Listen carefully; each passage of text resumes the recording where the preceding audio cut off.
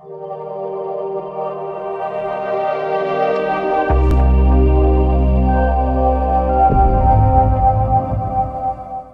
दोस्तों welcome in discover Rajasthan keep discover keep learn monthly current affair दोस्तों अपने यहाँ पे कवर करने वाले हैं। देखो दोस्तों, जो करंट अफेयर है वो आप मंथली करो वीकली करो, लेकिन करंट अफेयर आप कवर करते रहो टाइम से। बाद में दोस्तों अपने एक साथ करते हैं तो अपने थोड़ा कंफ्यूज हो जाते हैं। अब करंट अफेयर आपको ऊपर भी ले जा सकता है, नीचे भी ला सकता है, तो हर महीने का आप करंट अफेयर कवर करके चलो। आज दोस्तों अपने जो नेशनल करंट अफेयर है राष्ट्रीय, वो करने वाले हैं सितंबर माह का। ठीक है, सितंबर का करेंगे, और इसमें भी दोस्तों मैं आपको ये 2 पार्ट में कराऊंगा। दूसरे पार्ट में जो अवार्ड वगैरह है वो सारी चीज़ें होंगी, इसमें भी अपने साइंस एंड टेक्नोलॉजी वगैरह ये सारा कवर करेंगे। तो बहुत इंपॉर्टेंट क्लास रहने वाली है, तो आप क्लास को लास्ट तक ज़रूर देखें दोस्तों, बहुत काम आएगी आपके। तो स्टार्ट करते हैं अपने पहले पॉइंट से। देखो, पहला अपना जो पॉइंट है वो है कि 128वां है ना संविधान संशोधित विधेयक 2023 संसद में पारित किया गया। अब दोस्तों ये जो 128वां संविधान संशोधन विधेयक था ना, तो ये किस चीज़ से संबंधित है, एक तो ये इंपॉर्टेंट हो जाती है। तो ये नारी शक्ति वंदन अधिनियम महिलाओं के लिए आरक्षण का प्रावधान करता है। क्या करता है? महिलाओं के लिए आरक्षण का प्रावधान करता है। इसको दोस्तों 20 सितंबर 2023 को लोकसभा में लाया गया, और विशेष अधिवेशन बुला के इनके बारे में भी मैं आपको बताऊंगा सारी चीज़ें। फिर राज्यसभा में 21 को लाया गया, फिर 29 को राष्ट्रपति द्वारा इसको मंजूरी दे दी गई। और ये ध्यान रखना, ये इंपॉर्टेंट हो जाता है दोस्तों पॉइंट। नए संसद भवन में पारित होने वाला पहला विधेयक है ना, यही है कौन सा? नारी शक्ति वंदन अधिनियम और 128वां संविधान संशोधन विधेयक 2023 पूरा याद रखना है। इसमें दोस्तों जो लोकसभा में 454 में से 2 इसके विपक्ष में नहीं थे, और बाकी सारे मत है ना 454 मत इसके पक्ष में थे। ठीक है, 2 मत विपक्ष के थे, मतलब जो इसको लाना नहीं चाहते थे। बाकी ये पारित हो गया। अब इसमें क्या है कि दोस्तों, और प्रावधान सबसे पहले कि नारी शक्ति वंदन अधिनियम लोकसभा, ध्यान रखना, लोकसभा, राज्य विधानसभा और दिल्ली विधानसभा में महिलाओं के लिए 1/3 1/3 आरक्षण, मतलब 33% आरक्षण की बात करता है।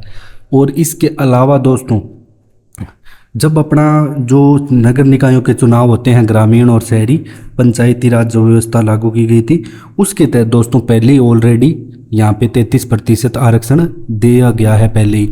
और ठीक है, अब इसमें दोस्तों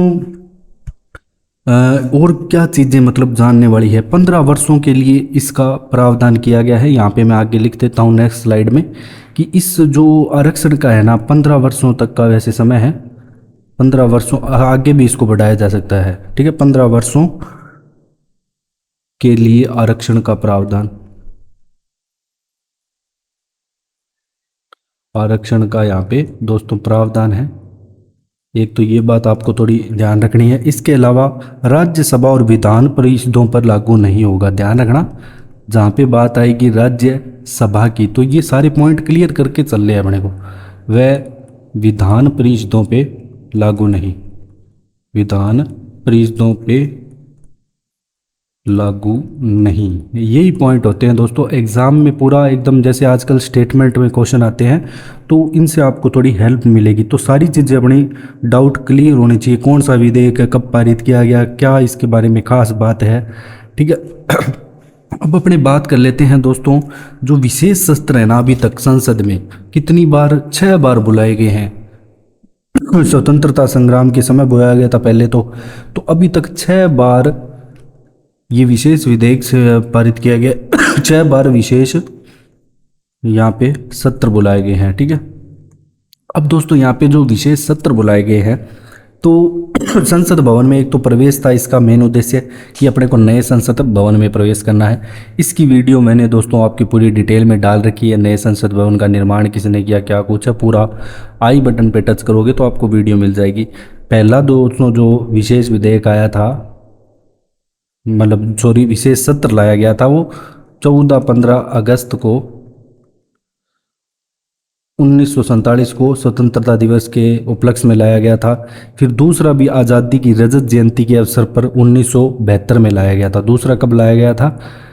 लाया तो 14 से 15 अगस्त को था, लेकिन बस 1972 में लाया गया था आज़ादी की रजत जयंती के अवसर पर। तीसरा दोस्तों यहाँ पे भारत छोड़ो आंदोलन की 50वीं वर्षगांठ के अवसर पे जो तीसरा आपके लाया जाता है वो कब लाया जाता है? 1992 में भारत छोड़ो आंदोलन की कौन सी 50वीं वर्षगांठ पर। चौथा दोस्तों आज़ादी की स्वर्ण जयंती पे लाया जाता है ठीक है। फिर बात करते हैं पांचवा दोस्तों, जो है 30 जून 2017 को जीएसटी लागू करने के लिए आधी रात को लाया जाता है पांचवा। फिर इसके बाद छठा मैंने अभी आपको बता ही दिया, नारी शक्ति वंदन अधिनियम। तो अच्छे से आपको ये पता होना चाहिए कि नारी शक्ति वंदन अधिनियम क्या है, कितने % आरक्षण मिलेगा, कहाँ पे मिलेगा, राज्य विधानसभाओं में, लोकसभा में और दिल्ली विधानसभा में। और ये ध्यान रखना, ये सारा सिस्टम अभी ऐसे नहीं कि हाथों हाथ हो जाएगा, 2029 तक महिलाओं को यहाँ पे इसका लाभ मिल सकेगा, क्योंकि दोबारा वो जनगणना वगैरह होगी पूरी। फिर उसके बाद दोस्तों यहाँ पे सारी यहाँ पे सीटें वगैरह है आरक्षित की जाएगी। और SC ST के लिए जो आरक्षित सीटों की संख्या दोस्तों अभी वहाँ वर्तमान में क्या 131 है। तो महिला आरक्षण लागू होने के बाद एक थी मतलब 44 सीटें SC ST में अलग से आरक्षित हो जाएगी, उनकी ही महिलाओं की, मतलब SC ST की वैसे अलग से आरक्षण है तो उसमें भी 33% महिलाओं के लिए फिक्स हो जाएगा। तो 128वां संविधान संशोधन विधेयक 2023 संसद में पारित कर दिया गया, तो इसका अच्छे से आपको पता होना चाहिए। अब अपने चलते हैं दोस्तों पुरानी संसद। अब देखो अपने आगे हैं नई संसद में, तो पुरानी संसद को अब क्या नाम की कहा जाएगा? संविधान संसद कहा जाएगा, संविधान सदन कहा जाएगा, ठीक है, संविधान सदन इसे कहा जाएगा, ये ध्यान रखना है। फिर इसके बाद राष्ट्रीय चिकित्सा आयोग है दोस्तों, इसके द्वारा क्या है कि world federation for medical education WFME से मान्यता प्राप्त उल्लेखनीय उपलब्धि यहाँ पे हासिल की है। क्या उपलब्धि हासिल की है दोस्तों यहाँ पे? अब जो जितने भी यहाँ पे गवर्नमेंट यहाँ पे मेडिकल कॉलेज हैं अपने पूरे भारत में, 10 वर्षों में आगे मान लो सालों में जो भी नए स्थापित होने वाले मेडिकल कॉलेज हैं उनको WFME से मान्यता प्राप्त हो जाएगी स्वतः ही, ठीक है, मान्यता यहाँ पे स्वतः प्राप्त हो जाएगी। इसके अलावा दोस्तों यहाँ के स्टूडेंट विदेशों में ट्रेनिंग भी कर सकेंगे, ठीक है, तो ये चीज़ें भी इम्पोर्टेंट है। तो फिर अगला इम्पोर्टेंट आता है, ये बहुत इंपॉर्टेंट करंट अफेयर है दोस्तों, यूनेस्को ने पश्चिमी बंगाल के शांति निकेतन और कर्नाटक के होयसल मंदिरों के समूह को विश्व धरोहर की सूची में यहाँ पे दोस्तों शामिल किया है। अब दोस्तों ये जो स्थल है अभी भारत में 42 हो गए हैं, कितने हो गए हैं टोटल? विश्व धरोहर स्थल कितने हो गए हैं? 42 हो गए हैं टोटल, जिसमें से आपके 34 सांस्कृतिक हैं, 7 प्राकृतिक, 1 मिश्रित है। अब इसमें दोस्तों अपने बारे में, इन दोनों के बारे में थोड़ा जान लेते हैं पहले। एक तो होयसल मंदिर के बारे में मैंने आपको बताया, कहाँ पे है? कर्नाटक में, ठीक है। अब जो कर्नाटक में है, अब इसका निर्माण किसने कराया? आपसे एग्जाम में पूछा जा सकता है कि इसका निर्माण किसके द्वारा यहाँ पे करवाया गया दोस्तों। विष्णुवर्धन के अधिकारी आते हैं, केतुमल्ला सेठी, विष्णुवर्धन के एक अधिकारी आते हैं जिनका नाम आता है दोस्तों केतुमल्ला सेठी। क्या आता है? केतुमल्ला सेठी नाम आता है। इनके द्वारा दोस्तों यहाँ पे ये निर्माण करवाया गया था। और ये किसको समर्पित है? समर्पित दोस्तों अपने भोले बाबा को, भगवान शिव को समर्पित है होयसल मंदिर। अब अपने किसकी बात करेंगे दोस्तों? जो दूसरी चीज़ है शांति निकेतन, उसके बारे में। तो ये दोस्तों अपने जो रविंद्रनाथ टैगोर हैं, जो नोबेल पुरस्कार विजेता हैं। दूसरे अपने जान लेते हैं शांति निकेतन के बारे में। पहले अपने जान ली, दूसरी शांति निकेतन। शांति निकेतन। अब दोस्तों जो शांति निकेतन है, नोबेल पुरस्कार विजेता जो गुरु रविंद्रनाथ टैगोर हैं, इनके पिता देवेंद्रनाथ टैगोर ने वीरभूमि में एक आश्रम की स्थापना की थी 1863 में। फिर यहाँ से क्या है कि 1901 में दोस्तों 5 छात्राओं से, मतलब 5 छात्राओं को लेकर है ना यहाँ पे दोस्तों शुरुआत की गई थी पढ़ाने की। अब तो ये पूरा विश्वविद्यालय बन चुका है, ठीक है। शुरुआत यहाँ पे किसने की थी? जो रविंद्रनाथ टैगोर हैं, रविंद्रनाथ टैगोर हैं, इनके पिता आते हैं दोस्तों देवेंद्र नाथ। और कहाँ पे आपको ये मिलेगा? वीर भूमि बोलपुर। वीर भूमि बोलपुर में मिलेगा। ठीक है, यहाँ पे इसकी शुरुआत की गई थी, बाद में इसका पूरा मतलब ये विश्वविद्यालय बन गया। अब अपने चलते हैं नेक्स्ट पॉइंट पे। अब दोस्तों जो अगला पॉइंट है कि 2023 के times show next the emerging leader shaping the world सूची में 3 भारतीय महिलाओं को यहाँ पे शामिल किया गया है। अब ये कौन कौन सी है, ये तो अपने सभी को पता होगा, हरमनप्रीत कौर है जो कि भारतीय टीम महिला टीम की कप्तान है। और फिर आती है नंदिता वेंकटेश। इनको यहाँ पे क्यों शामिल किया है दोस्तों? इनकी क्या कि टीबी हुई थी, तो फिर क्या हुआ कि एक दवा इन्होंने कुछ ली थी, किसी के मतलब ऐसे कहने पे नहीं ली, मेडिकल से किसी ने, डॉक्टर ने सजेस्ट की, वो दवा इनको ख़राब कर गई। और इसके खिलाफ है ना इन्होंने कोर्ट में बहुत लंबी लड़ाई लड़ी थी, तब इनको दोस्तों यहाँ पे इस सूची में शामिल किया गया है। फिर वीनू डैनियल का नाम आता है, जो कि है ना पर्यावरण के प्रति सांस्कृतिक भौतिक अपने जो भी पर्यावरण को बचाए रखने के लिए उनके द्वारा जो जिम्मेदारी पूर्वक काम किया, उसके लिए अपने को तो बस 3 नाम याद रखना है, हरमनप्रीत, नंदिता और वीनू। ठीक है, फिर अपने बात करेंगे दोस्तों नेक्स्ट, एनसीईआरटी को मिला डीम्ड यूनिवर्सिटी का दर्जा मिला है। ठीक है, अब एनसीईआरटी की दोस्तों स्थापना कब यहाँ पे की जाती है? एनसीईआरटी के बारे में तो सभी को पता होगा। स्थापना दोस्तों 27 जुलाई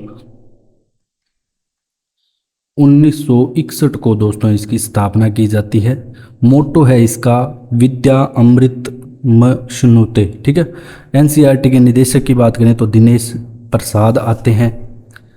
और इनका इस वर्ष ये जो डीम्ड यूनिवर्सिटी का दर्जा मिला है, ये इसके 63वें स्थापना दिवस पे मिला है। ठीक है, 63वें स्थापना दिवस पे इसको दिया गया था। इसमें दोस्तों एनसीईआरटी अब ग्रेजुएशन, पोस्ट ग्रेजुएशन और डॉक्टरेट के कोर्स शुरू कर सकेगी अब एनसीईआरटी। ठीक है, पहले इसको जो मेन था वो मतलब 12th तक ये इसका पूरा सिस्टम था। अब अपने बात करेंगे नेक्स्ट दोस्तों, 7वां अपना आता है करंट अफेयर कि भारत ने विश्व के पहले पोर्टेबल आपदा अस्पताल। ठीक है, बहुत इंपॉर्टेंट है, ध्यान रखना, मोस्ट इंपॉर्टेंट करंट अफेयर है। अब ये दोस्तों जो पोर्टेबल आपदा अस्पताल है, डिजास्टर हॉस्पिटल, इसका अनावरण किया है और विश्व का ये पहला है, इसलिए यहाँ पे इंपॉर्टेंट हो जाता है, ध्यान रखना, विश्व का पहला है ये। और इसका नाम भी अपने को दिमाग में बिठा लेना है अच्छे से दोस्तों, आरोग्य मैत्री क्यूब। क्या नाम? आरोग्य मैत्री क्यूब दोस्तों इसका नाम है। और ये बिस्म के तहत तैयार किया गया। अब ये बिस्म क्या है? बिस्म मतलब भारत हेल्थ इनिशिएटिव फॉर सहयोग हिता एंड मैत्री। तो इसकी फुल फॉर्म भी आपको याद रखनी है कि भारत हेल्थ इनिशिएटिव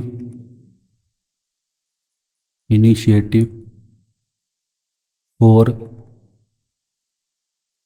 सहयोग हिता एंड मैत्री।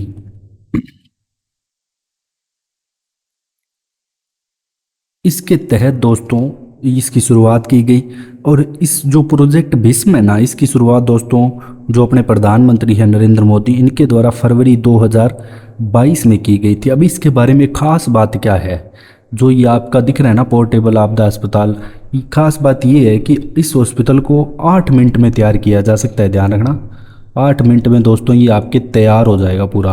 अब 8 मिनट में ये तैयार होने के बाद इसमें क्या है कि 720 किलो के 36 बॉक्स भी है, सारा सामान आ जाता है जिसमें, और मतलब 72 क्यूब होते हैं इसमें। कितने? 72 क्यूब। तो आरोग्य मैत्री क्यूब जब भी लगाया क्योंकि इसमें 72 क्यूब भी है, जिसमें अलग अलग जैसे छोटा आईसीयू, वेंटिलेटर हो गया, रक्त परीक्षण उपकरण हो गया। तो देखो दोस्तों बहुत सारी जगह अपने क्या है कि आपदाएं आती रहती हैं, पहाड़ों पे भूस्खलन होता है, बाढ़ आना, तो वहाँ के लिए बहुत ये अच्छी चीज़ है। और विश्व का पहला पोर्टेबल आपदा अस्पताल है, मतलब जिसको कहीं से कहीं भी ले जाया जा सकता है, इसीलिए इसको दोस्तों यहाँ पे पोर्टेबल बोला गया है। अब अपने चलते हैं नेक्स्ट पे, वीरांगना दुर्गावती बना मध्य प्रदेश का 7वां दोस्तों यहाँ पे बाघ अभयारण्य यहाँ पे बन चुका है। ठीक है, बाघ अभयारण्य यहाँ पे बन चुका है 7वां। तो ये आपको पता होना चाहिए कि वीरांगना दुर्गावती बाघ अभयारण्य कहाँ पे है, ये आपसे डायरेक्ट एग्जाम में यहाँ पे पूछा जा सकता है। इसके अलावा दोस्तों जो सागर, दमोह है, नरसिंहपुर, ये इन जिलों में मतलब फैला हुआ है पूरा। ठीक है, अब अपने चलते हैं नेक्स्ट। देश में एलिफेंट कॉरिडोर की संख्या दोस्तों यहाँ पे 150 हो गई है अब, और जिसमें से जो 26 गलियारों के साथ पश्चिमी बंगाल है सबसे शीर्ष पर है। तो सबसे ज़्यादा यहाँ पे गलियारे कहाँ पे है, पश्चिमी बंगाल में है, इतना याद रखना है, जो कि कुल गलियारों का 17% है। सबसे ज़्यादा यहाँ पे एलिफेंट गलियारे आपको कहाँ पे मिलेंगे, पश्चिमी बंगाल में मिलेंगे, इतना याद रखना है। फिर अपने चलते हैं ग्लोबल इनोवेशन इंडेक्स में भारत का दोस्तों जो 40वां स्थान है उसके बारे में। अब दोस्तों जो विश्व बौद्धिक संपदा संगठन, सबसे पहले तो आपको ये पता होना चाहिए कि ये आपका जारी कौन करता है। ठीक है दोस्तों, अब इसमें जो ये रिपोर्ट जारी करता है इसमें प्रथम स्थान तो है स्विट्जरलैंड का, प्रथम भी याद रखना है अपने को, भारत का भी याद रखना है कि भारत का यहाँ पे कौन सा स्थान है। ये दोनों बातें याद रखनी है। और कौन जारी करता है, विश्व बौद्धिक संपदा संगठन यहाँ पे दोस्तों जारी करता है। और ये स्थान कितने में से है, 40वां, 132 अर्थव्यवस्थाओं में से। ठीक है, 132 अर्थव्यवस्थाओं में से भारत की यहाँ पे 40वीं रैंक है, और पिछली बार भी 40वीं थी, तो सेम ही है 22 और 23 दोनों में। अब बात आती है दोस्तों जो विश्व गैंडा दिवस है, ये 22 सितंबर को बनाया जाता है, तो ये भी याद रखना है। जो विश्व गैंडा दिवस 22 सितंबर को मनाया जाता है, क्योंकि भारत में जो एक सींग वाले गैंडे हैं उनकी यहाँ पे संख्या भी में बढ़ोतरी हुई है।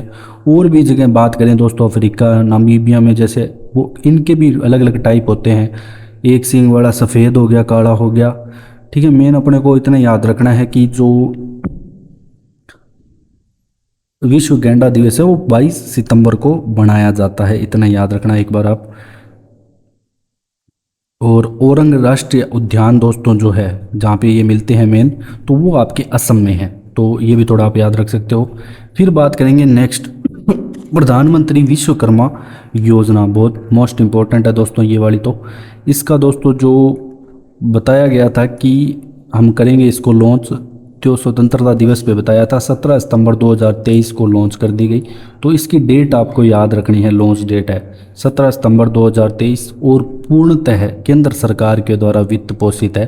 13,000 करोड़ रुपए इन्वेस्ट किए जाएंगे इस योजना के लिए स्पेशल। ठीक है, तो ये सारे पॉइंट आपको पता होना चाहिए कि पूर्णतः केंद्र सरकार द्वारा वित्त पोषित है। अब इसमें क्या है कि प्रशिक्षण के दौरान 500 रुपये प्रतिदिन यहाँ पे आपको भत्ता दिया जाएगा जब आपको प्रशिक्षण दिया जाएगा।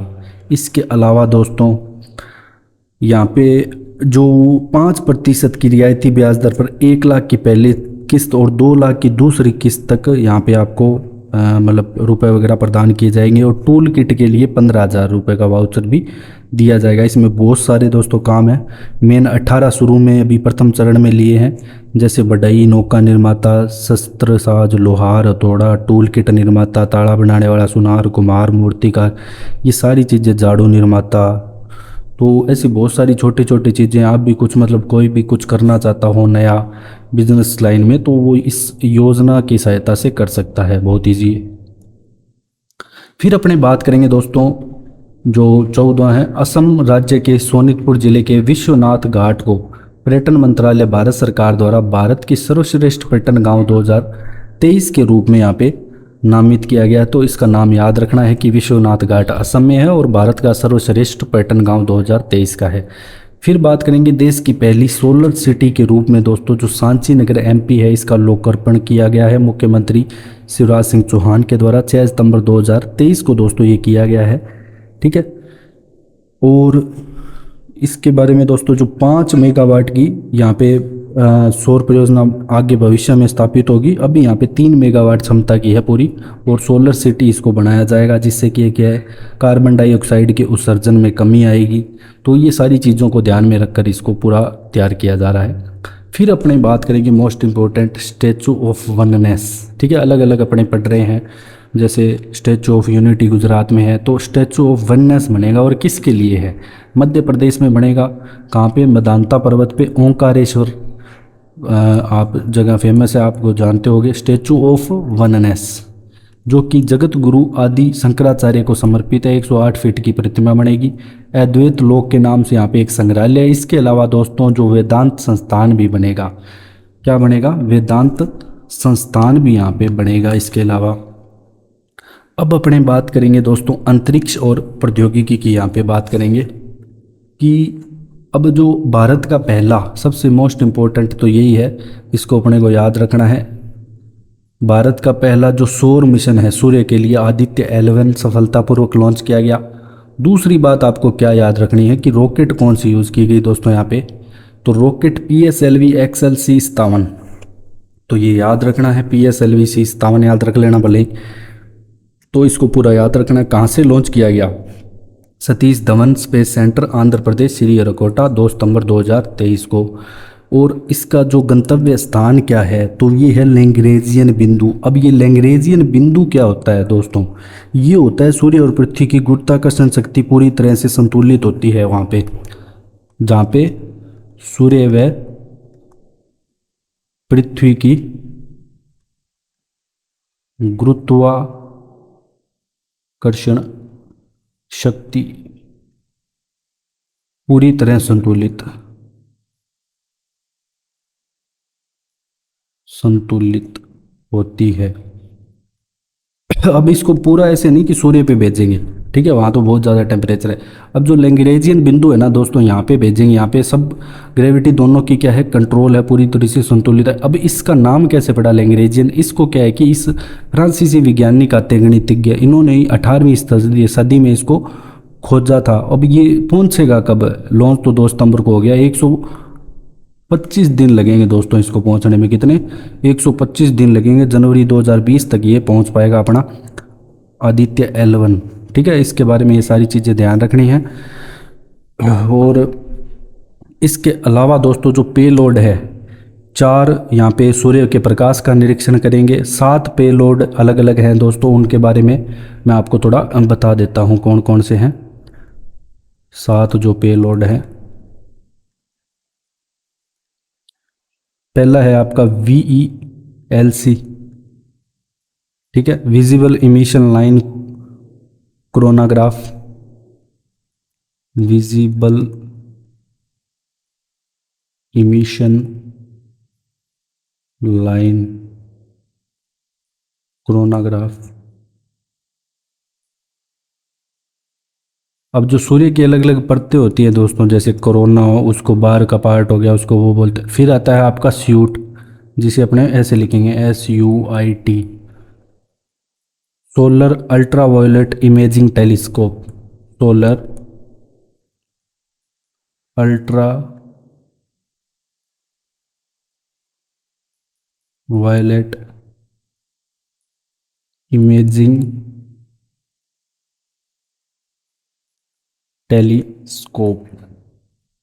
तीसरा दोस्तों यहाँ पे आ गया आपका सोलेक्स, सोल EXS, ठीक है, SoLEXS, solar low energy x-ray spectrometer. तो ये फुल फॉर्म सब की आपसे पूछ सकता है, solar low energy x-ray spectrometer. फिर आपका दोस्तों यहाँ पे चौथा आ जाएगा Helios, Helios high energy L1 orbiting x-ray spectrometer, high energy L1 orbiting x-ray spectrometer. इसके अलावा दोस्तों जो नेक्स्ट हो जाएंगे, 3 और बच गए आपके। एक आ जाएगा apex, ASPEX, ASPEX, Aditya solar wind particle experiment, Aditya solar wind particle experiment. फिर आपका 6 दोस्तों यहाँ पे आ जाएगा पापा, plasma analyser, plasma analyser package for Aditya, plasma analyser package और आदित्य। तो ये हो गया आपका दोस्तों छठा। और दोस्तों जो लास्ट है वो आपका यहाँ पे आ जाएगा 7th, advance tri axial, advance tri axial high resolution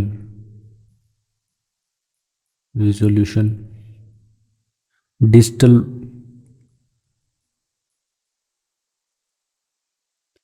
magnetometer.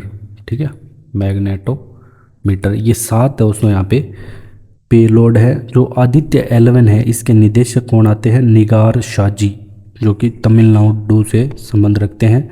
और वैज्ञानिक आते हैं शंकर सुब्रमण्यम।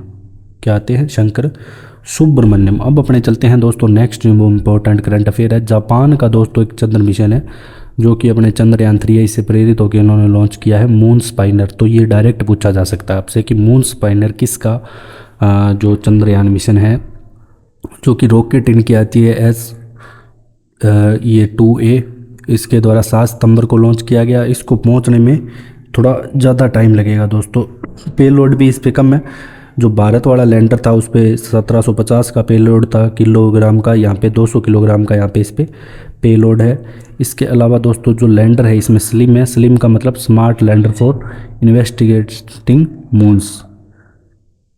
ठीक है, ये ध्यान रखना है कि जो ये मून स्पाइनर मिशन किसका है? जापान का है। और जापान की स्पेस एजेंसी का नाम क्या है? जाक्सा। तो जाक्सा भी पूछा जा सकता है कहाँ की स्पेस एजेंसी है, डायरेक्ट आपसे ये भी पूछा जा सकता है।